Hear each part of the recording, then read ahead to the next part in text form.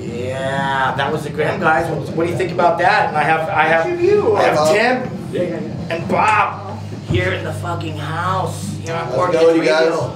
Put it down. Oh, this is Jughead's. Is this Jughead's? Yeah, this is Brian. This is Brian's band. He'll right over there. Yeah, he'll be over here in a minute. I want to shoot some shit. Brian. I want to shoot some shit with Brian about the Anti-Club and the Cricket Bar and all those old school shows and some of the bands that they played with that are known to probably you guys out there nowadays. But aside from that, we'll talk about this, man. The Grimm, for you guys that don't know, they were like the Valley's like 80s party punk rock band, regarded as maybe one of the #1 punk rock party bands back then. Me and Phil would do crazy shit. That's how it started, man. Yeah, and you know they've been on and off for a while, but they're back. They've been back for like 3 years now, and fucking that's about 3 years on the internet. Yeah, it was long over fucking due to get you guys to come and play a Port Kids Radio show. This is one of the headlining bands that are playing the December 31st End of the World show, man. So yeah, we're looking forward to it. I got to tell you, Big Mike was one of the first guys when we first started back up to get us to play, and we played the Boulevard. Awesome. I love Stitches that night. I was there. That was a great show. Yeah, that was a great show. But Big Mike really helped get us started back up again. Yeah, for those of you who are wondering where Big Mike is, he's in Arizona with his other band, Out of Tune. You guys know Big Mike. He's one of our DJs here on Port Kids Radio. Yeah, Big Mike's been a great help. But Bob and I have talked that we decided that this is it. We're doing it for a while, and we're going to run it out. Bob said let's do it for 10 years. So how do you like doing it? How is it? It's just been amazing. It's a dream come true. How was that Golden Voice show, man? That was, you know what I loved? I loved your guys' fucking huge ass banner. Yeah, did your mom make that, Bob? Yeah, no. I was going to ask who made that. No, the old one my mom made, but that Who one, made that I one, made that one in the backyard. Sean traced it out. Good job. Huge. That thing comes everywhere. Dude, it was like, bam! You know, there's not too many places that can put that. I was going to say, you need a big fucking room to hang that puppy That was up. one of the few places. I seen though, you guys have different versions and different sizes of it. Yeah. That's all Bob, you guys. So yeah, the banner will be there, man. They're playing December 21st. You're listening to Grimm right now. I don't think the big banner's going to make it up with the Kiko. No, it'd be too gnarly. So the song's self-explanatory, but how did it, be the first to point the finger? Well, that's all you, Bob. Bob wrote it. I don't know. I just, no respect. I don't know. It was just something that come to us. I love the attitude. Yeah, we were 16 years old. I mean, some of the songs they were about something, but that's not one of them. So how did the Grimm get started, and what year what were you guys? I think it was 82, 83. We started at, I met Bob. And then Bob and I played in a band with Bob for a while. And we decided to start the band, and actually our first drummer came up with the name, Richie Cole. Awesome. And this guy was a chick magnet. Everywhere. Yeah, we said we had to get him in a band. No matter what happened, so there would be girls just lining up. Back in the day, there was an abundance of punk rock ladies. Oh yeah, but we played yuppie parties. Was like it all. It didn't matter. That's what we gotta say. When a young band comes up to me and asks me what to do, I just say, you play everywhere you can play. Yeah, fuck yeah. You get a million somebody stickers. showed up, and even if they didn't show up. So that would be your advice to young bands out there that want to start. Just get out there, playing, and don't stop. Print up thousands of stickers. So in 1983, how was it different from the scene, the punk scene today? Do you guys notice a difference at all? I'd have to say, back then we were part of like the punk scene where it was scary and it was crazy. Like it was a pretty violent scene back then. It was wild. We used to play Fenders and it got crazy. But now I don't know about Bob. I'm just grateful to be playing again. And I'd have to say our shows now we have a band behind us right now with Brian from Jugheads and Jeff and Garrett, our new drummer. It sounds great. I've seen it live. It's the best it's ever really sounded. big, really heavy sound. The response from the crowd is fucking amazing. And we're just grateful. Just great. That's awesome. Back in the 80s, what were the names of some of the clubs you got? I know you mentioned a couple, but we were the house band at Cafe de Grand, which just happened to be right across the street from this label, so did you guys get a lot of El Duce action? Oh yeah, absolutely. Yeah, but we were the house. What really happened was we played so many Valley parties that the sergeant of the West Valley PD came up to us and said, "Please, you're done." That's what happened to us at our punk rock house. Yeah, he just said, "Just start playing clubs," and we ended up being the house band at the Cafe de Grand playing Dollar Night every Tuesday. And I was like 16, and my parents were letting me go. But long story short, Don Bowles from the Germs was the sound man there. And he took a liking to us. Yeah, he brought us across the street to Mystic Records. Yeah, he really encouraged us a lot. You know, it was I also Don think that the fact that we were sticking stickers all over their windows. So that's constantly putting stickers on the window day after day. They'd clean them off, and finally, Doug Moody just called us up one day and said, "Hey, can you just take? Can you guys just stop? Just come on down and talk to us." I'm sure that's how it was a little different too from back in the day. You guys had to do a lot of self-promotion, man. Like, as a there was no internet. Leafleting. No, there wasn't. There was we had a PO box, and Bob was all mailing stuff out. The internet was like Flipside Magazine and Maximum Rock and Roll and punk mags like that to communicate all over the country.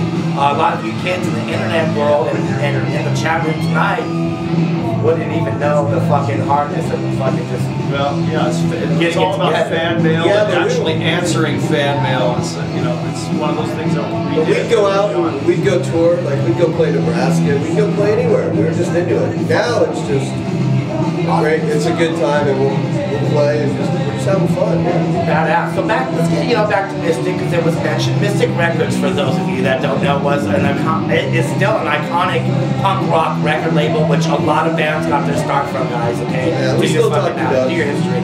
So how was it working with legendary producer Phil Coe? Yeah, it was amazing. And we had still out there doing it. But Phil is. Me and Phil are good friends. Yeah, I still talk to Phil. Yeah. We're thinking about doing a 7-inch Cop Killer 2, and Phil wants to do it. We already have the song written. It's Cop Killer 2. So how was how was your reaction to Ice-T's Cop Killer? You like it? We had the song before him. I know. Yeah, we really did. We didn't care.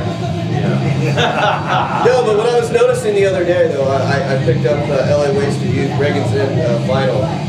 And I noticed that the producer of that record was Steve Brenner, the engineer who did that record with Doug Moody. And same guy? Same guy, Steve Brenner did our Orange record. And the Orange record, and we're very influenced by LA's Wasted. Great record. Yeah. I can see it maybe happening. You know, that room was amazing too.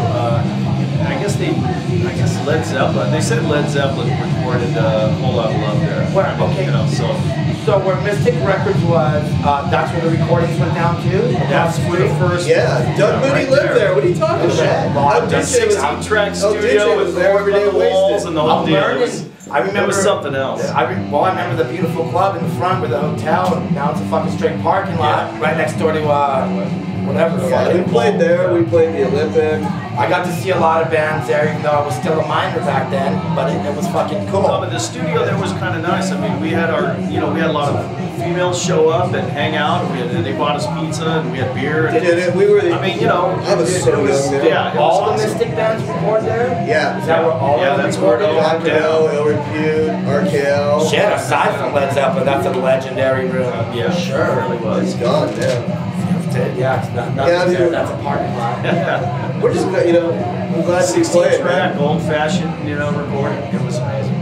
Dude, we got the bass player Jughead's in our band now. Oh yeah, for sure. We got. I got some questions for him as well, man. But you know what were some of the other bands you guys really enjoyed partying with and playing with back in the day, the '80s, and so forth? I think back then we used to play a lot with No Offense and Bad Religion. Like I remember doing shows down in Tijuana and doing shows up at Gilman Street. And Iguanas. Some of the best shows I've ever played. Crazy Place. Kilroy. A lot of the Valley bands. I mean. But we used to play with. We toured with Aggression. Oh wow! I remember the good Palomino days. But we did the whole United States with them. It was crazy. Wow, so Aggression wasn't just wild in the San Fernando Valley, they were nuts. No, Hickey would tour, he was just barefooted the whole time smoking weed. Wow, fun. No, I don't get to do that on tour. Good times, man. At all, that's why I like Be Real too, I can smoke pot when I want.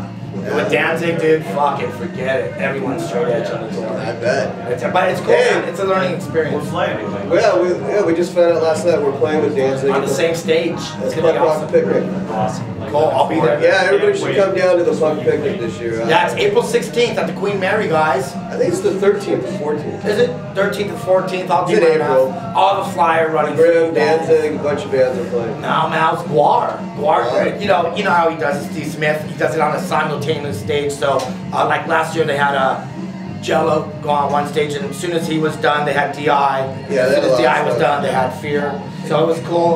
We played last year. It was pretty crazy. Yeah, we had a great time. Oh, bands played into the fucking night. It's like, dude, it's dark. What's up? I remember though, I used to tour with NoFX for a long time. And, we did some shows in Hawaii with Cypress. It was good times. So is it true NoFX did Timmy the Turtle? Is that after you? Oh yeah. I think so. That's about you. I'm not claiming that. What other bands have you is it true like in the, I think the Last tour I did was with a punk band from England called Gallows. Really? Did What other bands have you worked with? That well-known names that us punk rock kids. Maybe I don't know, maybe Bad Religion. Maybe Guttermouth, maybe Bad Religion. Wow, that maybe Reverend Horton E. Maybe some different stuff. That's nice, man. That's really cool that they probably to work with them. I can imagine. But I'm not touring much anymore. I'm working on movie sets now. Right. Yeah, that's what I understand. Just worked with John Doe. Really? Yeah. Wow. Yeah, I played a cop. Really, I've seen a few of his old movies. Really cool shit. Yeah, it was good to work with, man. Nice guy. Shaky, I'm gonna give you your run of the mill, and we're gonna pick another video, and we're gonna let these guys take a little mini beer break. We'll have them back on in about 15-20 minutes. Yeah, you guys are gonna get Brian and Jeff. I'm gonna get to Jeff and Brian right now. Is what I want to do. So shoot your ass to do another video. This is Poor Kids Radio here on Be Real TV. Check it. Yeah, check it. That's cool, man. Yeah, cool shit. Thanks, man. That was fun. Awesome. Thank you guys. Definitely. No, they're next. Are we coming back on, or are we done? Yeah, like later on if you want. It's all Just good. till midnight, or? Yeah, go to midnight, and then that's it. Yeah, we're already. What time is it? Brian and Jeff are next. Yeah, we're almost an hour done. Yeah, you guys are next. Same. I remember the Hong 30 Kong. people or something. I remember one time I went to the Hong Kong to go see Gigi, and he and I punched out Duchess Desage. Shit on you? No, I didn't get to see him. The show got canceled, and he had played later on that night down the street on Hollywood Boulevard, where the place is leveled now. I forget what the place is called, but it's right next to where the Fonda is, where Cafe de Grande is down the street. Oh, Raji's. Raji's. He ended up playing downstairs in the basement at Raji's, and one of my buddies, who's my roommate now, was sitting down at my pad. This was when I was 18. I still remember. He had a big old microphone print on his head. I'm like, dude, what happened to you? Gigi played. He cracked me in the head with the mic. I was like, oh, you asshole! I want to see him. And then he died. You know? Human train wreck. Human train wreck for sure, Brian. That's for damn sure. So, Matt, how do you like fucking jamming with the Grimm? How is it? Well, when we first talked to Tim, we were going to start a new band. And Tim's like, I want to start a new band. He wanted to do the Grimm again. So he's all, let me call Bob, and I'll book a whole bunch of shows. So everyone was like, okay, what can you book? And then next thing you know, we start playing everywhere. One show leads to another. And then we're playing the Santa Monica Pacific. Big. Wow, that's awesome. And has it taken off from there or before the Civic? You guys had a few shows before that. We did 2 shows, and then Big Mike booked us a show at the Boulevard. And that was like pretty much the breakthrough show. I was at that show. It was pretty much a breakthrough show for us. Playing in front of like a bunch of new kids. Yeah, all young kids. That knew all the songs. It was a sweat fucking box. And that's still Tim's favorite show. That's still Tim. The That's Boulevard? still Tim's favorite Wow. show. That was a great show. That's cool. Well, hopefully this one will be able to top it, man. The Grimm is playing our End of the World show. They're the fucking headliners. They're doing this shit, you know? So the kids are gonna rage. There's gonna be a lot of stage dive activity. We give them the 3-second rule up there. As long as you don't fuck with the band, you can jump on and jump off. Just don't fuck with the band. You know, and don't worry, you can whack it with your bass and shit, man. So it'll be cool. And they're fucking playing the 21st. The Grimm. You little motherfuckers. And this is Bad Religion for your information out there. Tim used to work for them, and then he got fired. Tim got fired from BR, huh? Yeah. Wow. I bet he's still good friends with them. Oh, he's still good friends. We played with him at GB30. That's right. So. Yeah. That was cool. How was the Dickies, man? They were cool. Yeah. I mean, the two acts I liked were the Grim and the Dickies. Honestly, those are my favorite acts of the entire Golden Voice 30. So there it is. I like Black Flag the next night. That was pretty cool. I thought it was all right. You thought it was okay? Yeah, it's all right. You know they're doing a run. That whole act. I just got word like 2 days ago that they're doing a run. Yeah. The Vandals were cool too. Vandals were all right. It's all good. Yeah, I would like to bring the Vandals down to LA, but What's up with this Chromax show? Chromax show is going to be fucking crazy. We've got In Defense from Minnesota. Broken Needle is making a comeback, doing a comeback show. They're doing one show and then they're breaking up again. And then I like this guy. I'm really interested in Tim Baldo and the Filthy Fucks. That's just an awesome name. Big Mike added Tim Baldo and the Filthy Fucks. I love the name. Whoever Tim Baldo is, I'm looking forward to seeing you fucking put it down at the show.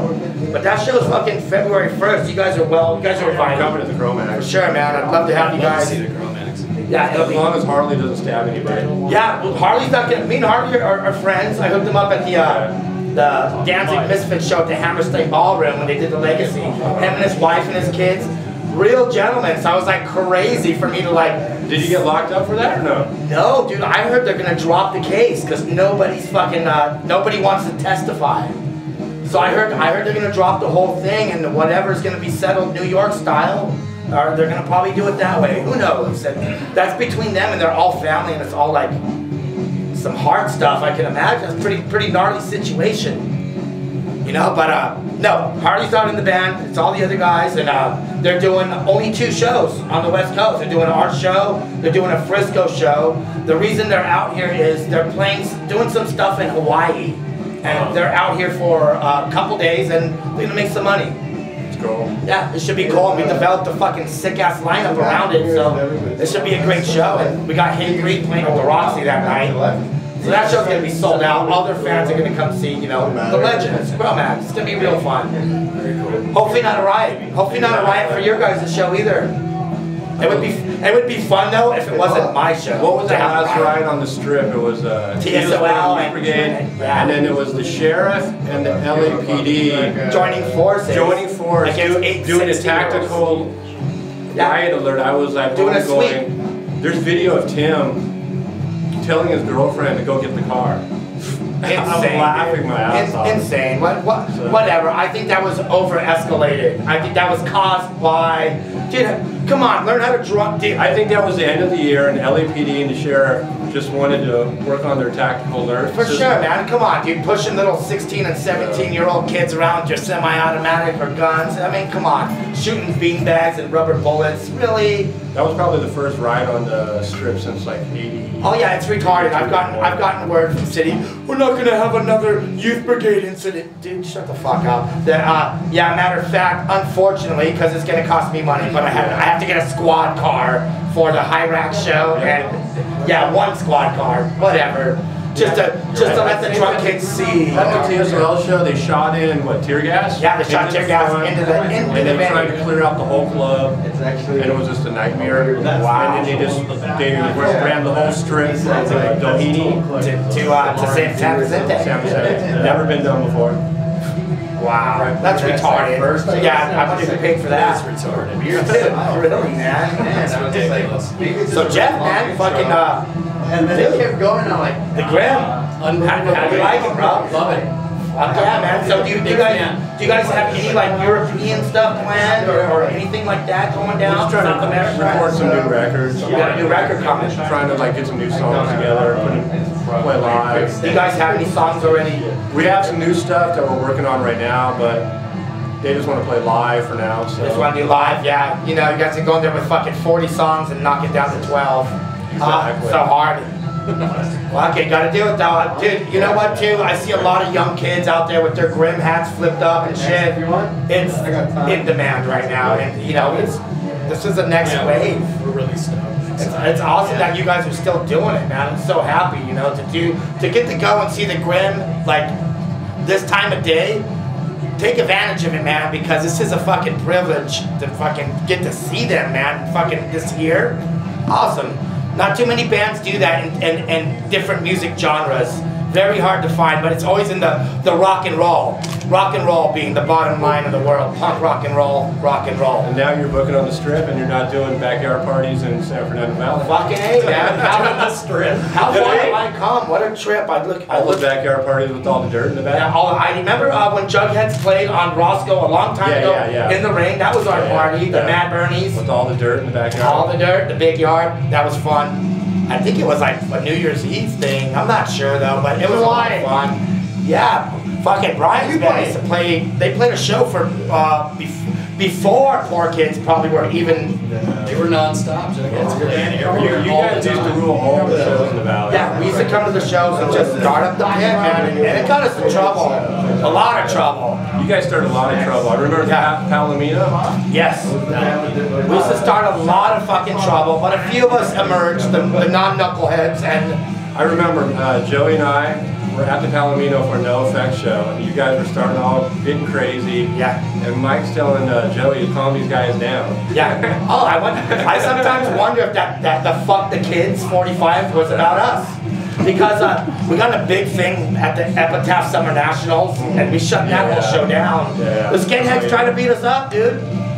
But it's not like that anymore. Exactly. It's totally different. You know, a lot of those people ain't around. Surprisingly, they have jobs and kids. And It was different in the valley back then. it was really different in the early 90s and late 80s, man. It was a way more violent scene, and people didn't like kids from the valley. And you go into Hollywood and LA and you get the Orange County, or trying to go to Orange County going to show being from the valley. You would get it, man, and I'm just happy to be a survivor and be able to talk about it. How about that? It comes full circle. Brian's from Hollywood, now he plays in the Valley Punk Band. Yeah, for sure. I'm in Queen the Pass now, so I'm halfway there. That's awesome, dude. Yeah, but I mean, it's cool. A lot of the people that we used to like fight against, like I'm friends with now. I don't want to name no names and feelings hurt, but I'm friends with all those people that we used to fight with, man. And it's a trip that, through violence, I've developed good friendships with these crews. It's cool shit. And we've put our differences aside, and now we're friends, man. Now you're bringing it to the Sunset Strip. Now we're bringing it to the Strip, and all those crews are invited, as long as no one goes crazy. Definitely. So Shiki, let's shoot into another video, and then we'll have some Hyrax. Yeah. And then we'll have the Suicide Girls come and do their thing for a second. What's up? Dallas all the way, huh? You guys talking some football?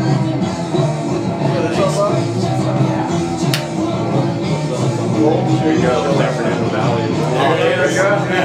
There you go. There's Hyrax. Yeah, here we go.